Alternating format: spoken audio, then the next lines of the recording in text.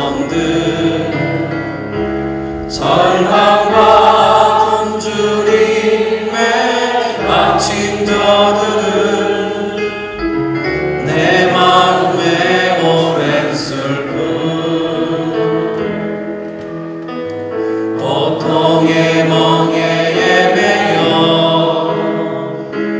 울고 있는 나의 자녀들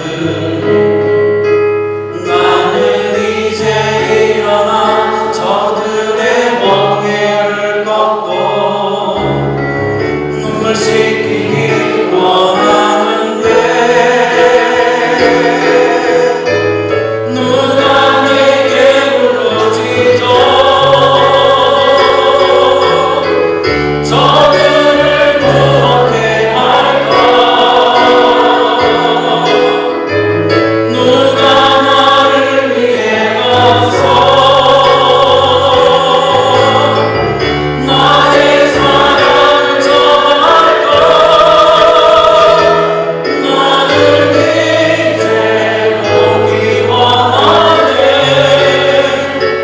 나의 자녀들 살아가는 그날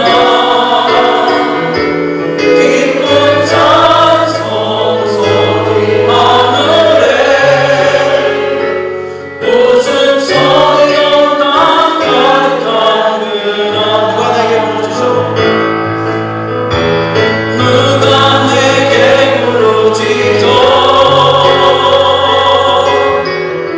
저를 구원케 할까 누가 나를 위해 가서 나의 사랑을 전할까 나는 이제 보기 원하네 나의 자녀들 살아가는 그날 기쁜 찬송 소리 하늘에 웃음소리로 땅 가득한 그날 사망의 그늘에 앉아 죽어가는 수많은 백성들을 오늘 이 시간에 우리가 바라보게 하여 주시옵소서. 우리 시선이 그들을 향하게 하여 주시옵소서. 고통에 매여 멍에에 매여 울고 있는 저 불쌍한 영혼들을 하나님 우리가 그들을 돌아보게 하여 주시옵소서. 오늘 말씀을 들을 때 이 말씀이 잠자는 우리의 영혼들을 더욱더 구령의 열정으로 인도할 수 있고 이끌어줄 수 있는 하나님의 말씀이 되게 하여 주시옵소서. 감사하며 예수님의 이름으로 기도했습니다. 함께 보실 말씀은 로마서 1장 말씀 보시겠습니다. 로마서 1장 14절에서 17절까지의 말씀입니다.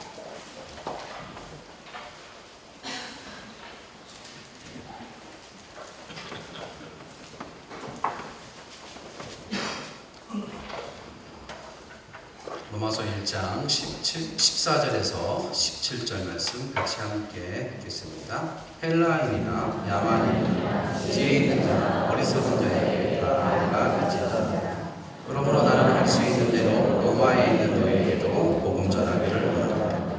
내가 복음을 부끄러워하지 않으면 이 복음은 모두 믿는 자에게 구원을 주시는 하나님의 능력이 됩니다. 먼저는 유대인에게요 그리고 헬라인에게로다. 복음에는 하나님의 의가 나타나서 믿음으로 믿음에 이르게 하나니 기록된 바 오직 의인은 믿음으로 말미암아 살리라 하더라. 아멘. 하나님 오늘 하나님 앞에 정말 수고함에 있으며 벌었던 이 귀한 11절을 하나님께 드리는 손길을 기억하여 주셔서 하나님 풍성함으로 더 채워주셔서 10의 1이 아니라 10의 2 그 이상으로 드릴 수 있는 물질의 복을 허락하여 주시옵소서. 물질의 복뿐 아니라 육체의 강건함 하나님 허락하여 주셔서 주님의 일 감당하는 복된 하나님의 아들딸이 되게 하여 주시옵소서. 감사하며 예수님의 이름으로 기도했습니다.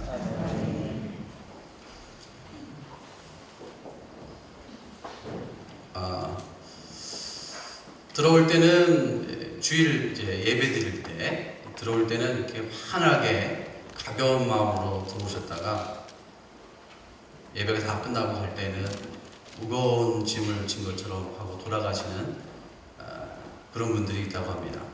알고 봤더니만 그게 뭐냐면은 설교의 은혜를 많이 받으셔야 되는데 못 받아서 가시는 분이 있습니다. 성도님 가운데 부담스러운 설교가 있습니다. 첫째가 11조에 관한 설교입니다. 그렇죠? 가볍게 왔다가 무겁게 가는 설교가 11조 설교고요. 두 번째 설교가 전도하라는 설교입니다. 그렇죠? 우리 하나님 성도님들은 아니시군요. 감사합니다.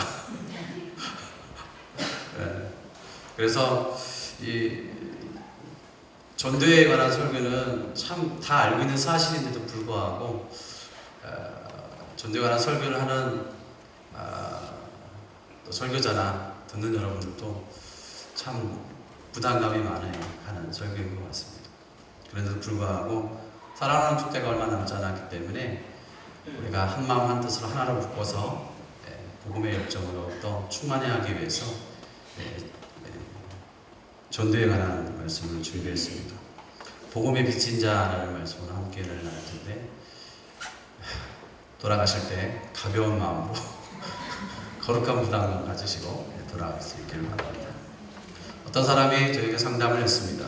그래서 무슨 상담인가 했더니만 죽었답니다. 왜 죽었습니까? 물어보니까 빚이 너무 많고 죽었다고 하더라고요. 한 달에 이자와 함께 원금을 갚아 나가야 되는데 그게 너무나 힘들다는 겁니다. 그래서 제가 속으로 그걸 나한테 물어볼까? 그래서 고민을 많이 했는데 그래서 제가 그러면 빚이 얼마나 되길래 그렇게 힘들어 하십니까? 물어봤더니만 얼마라고 정확하게 얘기는 하지 않지만은 약 몇 억 정도 된다고 이렇게 이야기를 하시더라고요. 꽤 많죠? 그렇죠? 그래서 제가 그 소리를 듣는 순간 제 마음이 어땠을까요? 안타까워해야 되는데 그게 정상이지 않습니까? 근데 제 마음이 안타까운 마음이 안 들고 오히려 감사의 마음이 들게 되었습니다. 그리고 왠지 무거웠던 짐이 가벼운 듯한 느낌이 들었습니다. 왜냐하면 저도 빚이 있거든요. 그런데 그렇게 많은 빚은 없거든요. 그러니까 야, 나보다 더 빚이 많은 분도 계시구나 그런 생각이 드니까 제 마음의 위로를 받게 되었습니다. 하나님이 이렇게 해서라도 사람을 위로해 주시는구나 감사의 마음이 들었는데요. 여러분 자녀 학비 때문에 또 여러 가지 대출권 또 사업 때문에 많은 빚을 여러분 아마 지고 있을 거라고 생각이 듭니다. 거의 아마 빚이 없는 분이 별로 없을 거라고 생각이 들어요. 하물며 몇천 원, 몇백 원이라도 빚이니까 그렇죠. 그런데 이 빚이 있는 사람의 특징이 있습니다. 무엇이냐면은 그것을 갚으려 한다는 것이죠. 열심히 노력해서 열심히 수고해서 그 빚을 갚아야 되겠다라는 그런 마음이 들기 시작합니다. 오늘 성경에 보니까 바울 사도가 스스로 자기 자신을 향하여 말하기를 나는 빚진 자다 이렇게 이야기해 주고 있습니다. 고린도전서 9장 16절 말씀을 보니까 내가 복음을 전할지라도 자랑할 것이 없음은 내가 부득불할 일임이라. 만일 복음을 전하지 아니하면 내게 화가 있을 것이미로다 라고 말하면서 복음의 빚진 자다 라고 이렇게 말을 하고 있습니다. 그리고 바울은 항상 복음을 전하는 일에 있어서 부담감을 갖고 복음을 전했습니다. 근데 우리가 알고 있는 부담감이라는 것이 무거운 그런 부담감이 아니라 거룩한 부담감이었습니다. 그래서 내가 이 복음을 전하지 않으면 화가 임할 것이다. 스스로에게 거룩한 부담감을 막 안겨준 겁니다. 누가 얘기하지 않아도 내가 이 복음을 전하지 않으면 누구에게? 나 스스로에게, 나 자신에게 화가 있을 것이다 라고 이야기하면서 자기 자신을 자꾸 채찍질하면서 이 거룩한 부담감을 가지고 복음을 전했습니다. 혹시나 여러분 가운데 이런 거룩한 부담감을 갖고 계시는 분이 계십니까? 그러면은 할렐루야입니다. 아멘. 여러분, 복음을 전하는 것은 이 거룩한 부담감입니다. 쉽지 않은 일이기 때문에 그렇습니다. 바울의 거룩한 부담감 때문에 오늘날 우리가 복음을 듣게 되었던 겁니다. 그리고 우리가 하나님의 자녀가 될 수 있게 되었던 겁니다. 이처럼 오늘날에도 사도 바울처럼 복음의 비친 자의 심정으로 거룩한 부담감을 갖고 살아가는 사람이 있을 때에 하나님 나라는 더욱더 크게 넓게 확장되고 모든 사람이 우리처럼 복음을 듣게 되어서 하나님의 자녀가 될 수 있게 되는 것입니다. 바울은 오늘 본문을 통해서 복음을 전해야 하는 대상에 대해서 이렇게 이야기하고 있습니다. 14절 말씀을 보니까 헬라인이나 야만인이나 지혜 있는 자나 어리석은 자나. 여러분, 이 말은 잘난 사람이나 못난 사람이나 있는 사람이나 없는 사람이나 언어가 틀려도 피부 색깔이 틀려도 모든 사람들에게 복음을 전해야 한다 라는 얘기입니다. 그 다음에 15절에 보니까 뭐라고 이야기하고 있냐면은 로마에 있는 너희에게도 복음을 전해야 한다 이렇게 이야기하고 있습니다. 여러분, 로마에 있는 사람이 누굽니까? 예수 안 믿는 사람입니까? 아닙니다. 예수를 믿는 사람입니다. 예수를 믿는 사람에게도 복음을 전해야 한다. 실족해서 교회에 나가 있는 사람,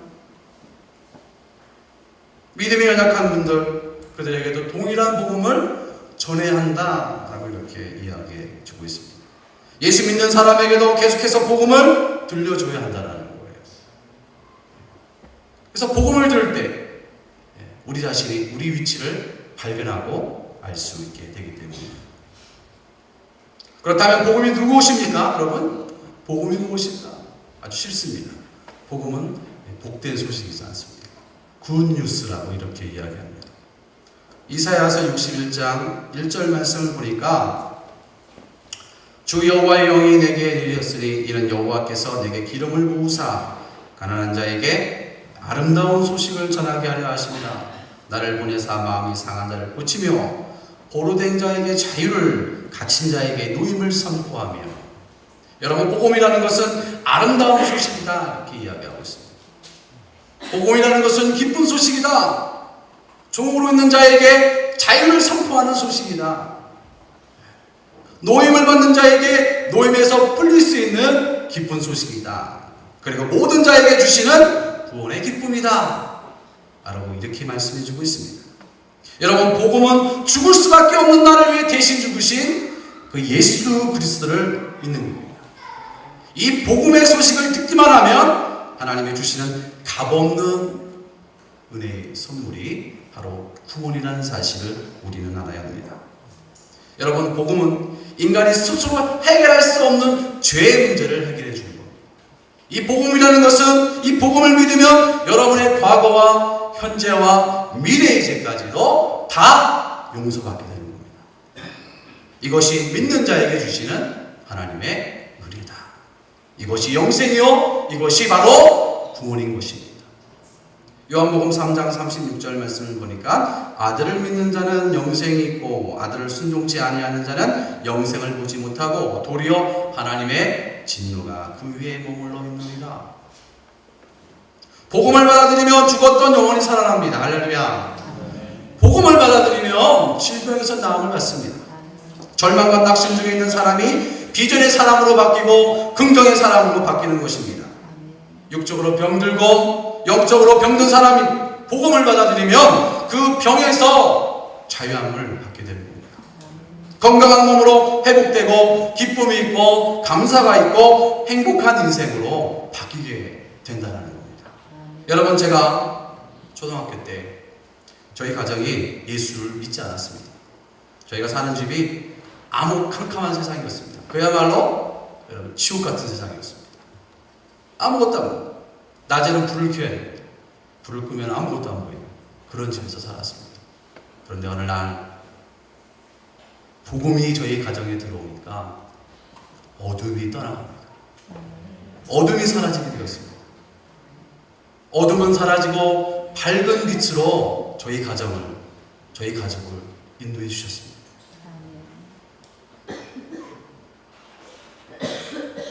여러분, 복음이 가정에 들어갈 때 불행했던 가정이 행복한 가정으로 바뀌게 됩니다. 여러분, 병든 가정이 건강한 가정으로 바뀌게 되고, 복음이 들어갈 때 아내와 남편의 싸움이 사라지게 돼요. 속 썩이던 가족이, 자녀가 가족으로 돌아옵니다. 부모의 마음을 헤아리게 되는 겁니다. 이방인이었던 로마의 백부장 고넬료의 가정에 복음이 들어가니까 어떻게 됐습니까, 여러분? 경건한 믿음의 가정으로, 성령 충만한 가정으로 바뀌게 되었지 않습니까? 이것이 바로 복음이 주는 능력입니다. 여러분, 그 복음을 사모할 수 있기를 바랍니다. 근데 여러분, 이 복음이 우리가 빚진 겁니다. 여러분, 앉아있는 모든 분들이 이 복음의 은혜에 빚진 자들입니다. 여러분 믿으십니까? 저와 여러분이 다 복음의 빚진 자들입니다. 얼마나 감사합니까, 여러분? 그렇죠? 네. 우리 하나님께 감사할 수 있기를 바랍니다. 네. 그러면 복음의 빚진 자는 어떤 마음으로 살아야 할까? 우리 14절과 15절 말씀을 한번 읽어볼까요? 헬라인이나 야만인이나 지혜 있는 자나 어리석은 자에게 다 내가 빚진 자라. 그러므로 나는 할 수 있는 대로 로마에 있는 너에게도 복음 전하기를 원하노라. 여러분, 빚진 자의 마음은 빚을 갚으려는 마음을 가져야 정상인 겁니다. 그렇지 않습니까? 빚을 졌으면 빚을 갚아야죠. 빚을 졌는데 빚을 갚지 않으면 뭡니까? 예? 그건 사기꾼입니다. 도적입니다. 강도입니다. 빚을 지면 그 사람 상대편을 볼 때 어떤 마음이 듭니까? 미안한 마음이 듭니다. 죄송한 마음이 듭니다. 고개를 들십니다. 이게 빚진 자의 사람의 마음입니다. 그런데 저와 여러분, 우리 모두 다 하나님 앞에 빚진 자입니다. 우리 주님 앞에 고개를 들 수가 없는 거예요. 그럼 그 빚을 갚기 위해서 어떻게 해야 합니까? 열심히 노력합니다. 열심히 수고해요. 우리 찬송가 중에 이런 찬송이 있습니다. 지금까지 지내온 것 주의 크신 은혜라. 우리가 찬송가로는 얼마나 많이 이렇게 주님 앞에 고백을 합니까? 그쵸? 하나님 감사합니다. 주님의 은혜를 주셨습니다. 라고만 말하지? 그쵸? 라고만 말하잖아요. 라고만 고백하잖아요. 여러분, 받은 은혜가 많았으면은 그 은혜를 깨닫고 갚을 줄 알아요. 안 그렇습니까, 여러분? 여러분, 어떤 빚을 지셨습니까? 생명의 빚을 지셨습니다. 여러분, 우리는 사실 사망에 놓여있던 사람들이었습니다. 죽어가던 사람이 아니라 죽었던 사람들이에요. 죽었던 사람. 이 죄 때문에 죽었던 사람들입니다. 우리를 구제할 수 있는 것은 아무것도 없었어요. 우리는 그 죽음에서 살아난 이 가치도 없는 사람이었습니다. 그러나 왜 하나님께서 저와 여러분을 사랑하셨기에 에베소서 2장 6절 말씀을 보니까 그는 허물과 죄로 죽었던 너희를 살리셨도다. 그러므로 우리는 하나님으로부터 받은 그 빚을 갚을 의무가 있다. 의무가 있다는. 여러분, 의무는 희망사항이 아니죠. 그렇죠? 의무는 뭡니까? 당연히 여러분, 우리가 살아가면서 나라의 의무가 있지 않습니까? 국방의 의무, 납세의 의무, 교육의 의무. 맞나요? 이거 안 하면 어떻게 돼요? 죄진입니다. 죄진.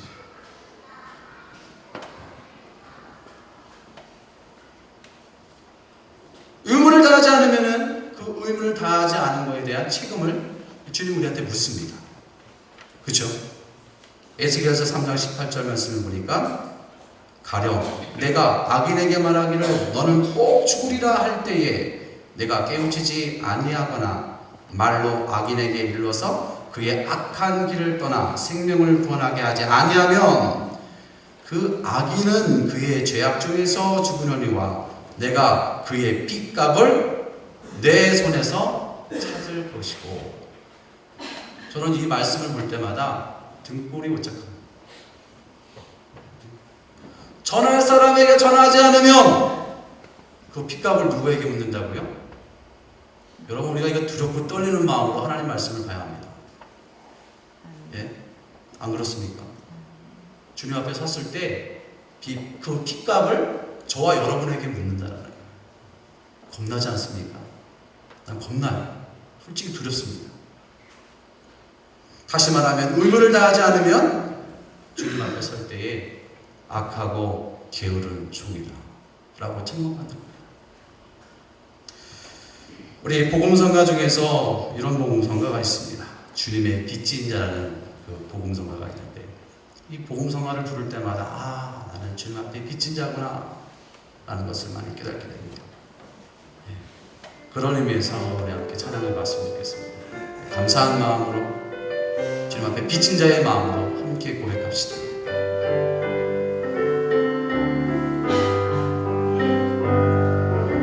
죄악에 썩은 내 욕심 주님이 쓰시려 했네. 죽음의 덫에 걸려있는 몸 주님이 쓰시려 했네.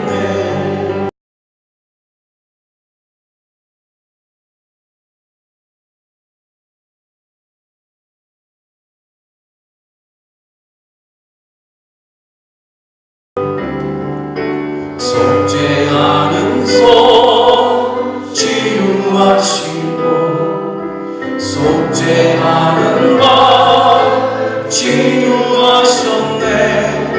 새 생명 얻은 이 몸 다 바쳐 주님께 영광 돌리리. 먹물로치 않게 육신을 먹물로치라 내 육신을 주님이 비게 하셨네.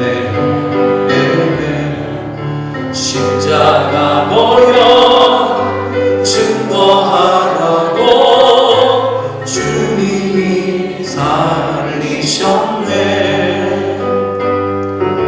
기도할 때에 음성 주시고 찬송할 때에 기쁨 주시네. 내 작은 힘이 내 작은 몸이 주님의 붙들린 자라. 평생 갚아도 빚진 자 되어 주님의 빚진 자 되어 주님 가신 길 되가였건만 눈물만 솟구치네. 생명 주시니 주님이시라. 능력 주시니 주님이시라. 말씀 전하여 복음 전하여 주님의 빛을 바꾸리. 할렐루야. 하나님이 우리를 살려주신 이유는 여러 가지가 있습니다. 그 중에 한 가지는요, 우리를 통해서요, 우리와 같이 예수 믿는 사람들 구원하라고 우리를 살려주신 겁니다. 여러분, 이방인들도 누군가를 통해서 복음을 들어야 했습니다. 이 복음의 빛을 이 본인이 바울이 지고 있다는 생각 때문에 그는 끊임없이 힘든 환경 속에서도 정말 내일이면 죽을 것 같은, 아니 앞으로 1시간 뒤 2시간이면 죽을 것 같은데도 불구하고 그가 예수 그리스도를 전한 겁니다. 그가 이방인의 사도로 부름받았다는 사명감으로 복음을 전한 겁니다. 여러분, 전하지 않으면 어찌 들을 수 있겠습니까? 예? 여러분, 기랑 나오신 분 계십니까? 누군가에 의해서 복음을 듣고 나오신 거 아니겠습니까? 여러분 그 빚을 갚을 수 있기를 주님의 이름으로 축원합니다.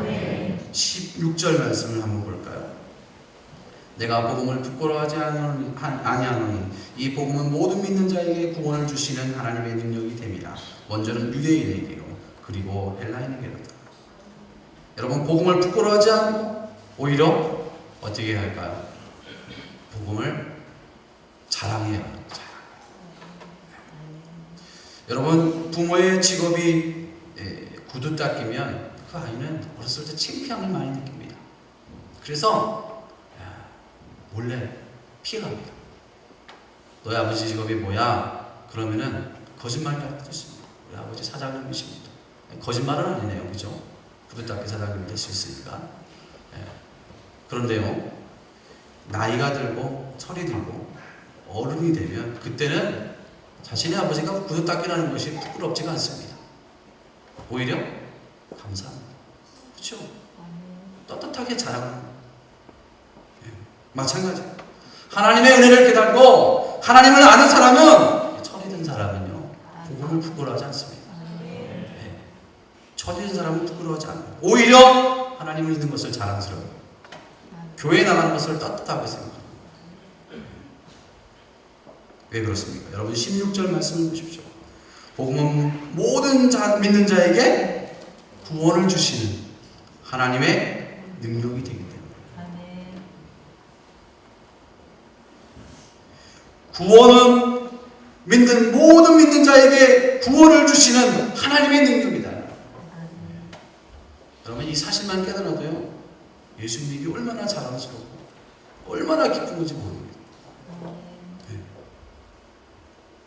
복음을 듣는 자만이 성령의 능력으로 구원이 임하기 때문에 듣지 않고 믿는 자가 없습니다. 믿음은 들으면서 들어야 돼요. 뭘 들어야 돼요? 복음을 자랑하는. 우리가 복음을 자랑할 때 예수 믿지 않는 자들이 듣게 됩니다. 놀라면서 그게 무슨 말이야? 이야 대단한데. 맨날 만나서 세상 얘기 하지 마시고 예수님을 한번 자랑해 보십시오. 내가 만난 예수님, 내가 예수님 만나서 내 삶이 변화되고 내 가정이 변화되고. 여러분 17절 말씀을 보면 복음에는 하나님의 의가 나타난다 이렇게 이야기하고 있습니다. 복음에는 하나님의 의가 나타난다.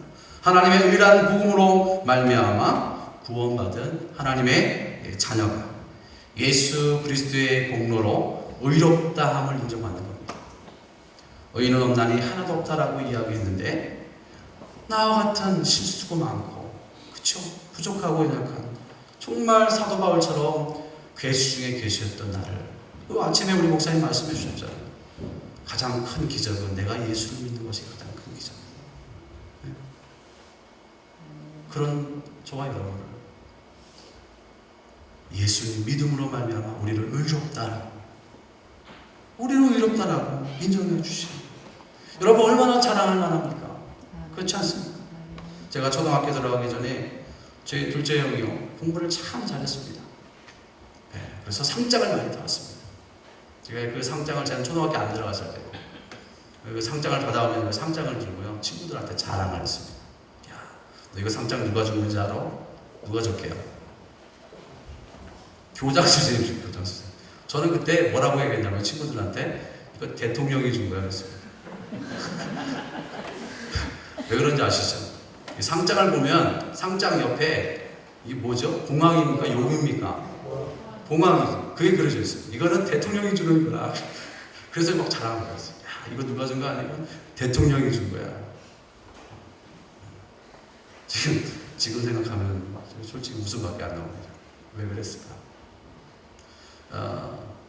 여러분 집에 가면은 국회의원이나 아니면 높은 사람, 대통령이 혹시 준 상장이 있는지 모르겠습니다. 그러면은 어디다가 걸어놓습니까? 저 구석에다가 혹시 놓으시는 분이 있습니까? 아니죠? 들어오는 입구에다 걸어놓습니다. 왜요? 보라고. 내가 이런 사람이야. 왕년에 내가 잘 나갔던 사람. 안 그렇습니까? 자랑하는 거예요. 어떤 사람은 시계를 안 풀어요. 그렇죠? 닦을 때 좀 풀어야 되잖아요. 안 풀어요. 그래서 안 풀어봤더니만 시계에 뭐라고 써있는지 아십니까? 국회의원 누구누구. 네. 국회의원이 졌다 이거예요. 그래서 안 풀어요. 그런데 여러분, 왜 우리는 하나님을 자랑하지 않을까? 왜 우리는 죽음에서 구원해 주신 그 하나님을 자랑하지 않을까? 그 예수님을 자랑하지 않을까? 네. 우리가 잊고 살아가는,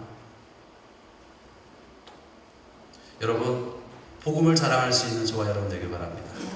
우리가 이 복음으로 말미암아 구원과 함께 의롭다함을 받았습니다.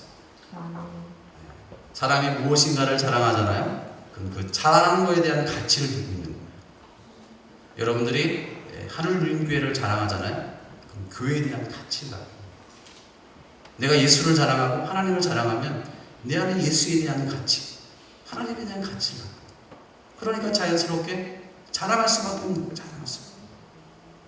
여러분, 우리의 자랑은 오직 예수님. 아멘. 여러분, 우리의 자랑은 오직 복음입니다. 여러분, 복음을 자랑할 수 있기를 바랍니다. 아멘. 제가요, 뭐 이건 부끄러운 일인데 예전에도 한 번 한 적이 있는데, 제가 결혼하기 전에 건강보조식품 일을 했었습니다. 그 물깨 아시죠? 물깨.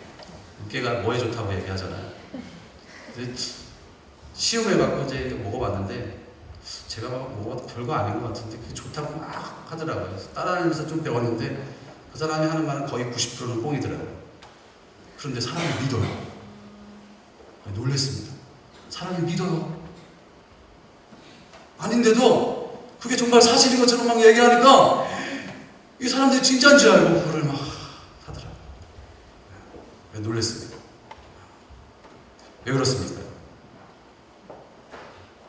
당당하게 소개하지 않으면 그 사람들에게 믿음을 줄 수 없기 때문에 그렇습니다. 그런데 생명을 살리고 많은 사람들을 구원하신, 나를 구원하신 하나님, 여러분, 담대히 증거하지 않으면 어떻게 되겠습니까? 우리가 주님의 일을, 복음을 전하는 일에 부끄러워한다면 그 사람은 아직 복음을 모르고 있는 거예요. 아직 덜 깨달은 거예요. 아직 덜 성숙한 거예요. 요한복음 요한일서 4장 15절 말씀을 보니까, 누구든지 예수를 하나님의 아들이라 시인하면 하나님이 그의 안에 거하시고 그도 하나님 안에 거하느니라. 뭐 하면은요? 신. 마태복음 10장 32절에 누구든지 사람 앞에서 나를 시인하면 나도 하늘에 계신 내 아버지 앞에서 그를 시인할 것이고. 시인한다는 건 뭐예요? 자랑한다는 거예요. 이 땅에서 예수를 자랑하고 교회를 자랑하고 그러면요, 하나님이 여러분을 자랑합니다. 할렐루야. 네, 하나님 앞에 자랑거리가 되고 싶습니까? 하나님을 자랑하십시오. 예수를 자랑하십시오. 사도 바울은 자기의 회심 경험을 사도행전 3번 이야기합니다. 부활하신 예수님을 만나 자신의 삶이 변화된 이야기를 총독이에요.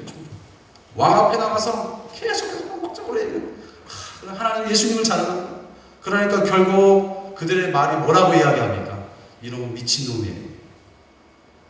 이놈은 예수의 미친놈이에요. 건들지 마. 여러분, 저도 이런 표현 잘 안 하는데, 우리 사랑하는 축제 기간 동안에는 우리가 한번 좀 예수에 한번 좀 미쳤으면 좋겠습니다. 네. 미친 자는 누구도 못 막아요. 네. 정말 누구도 못 막아요. 미친 자는. 네.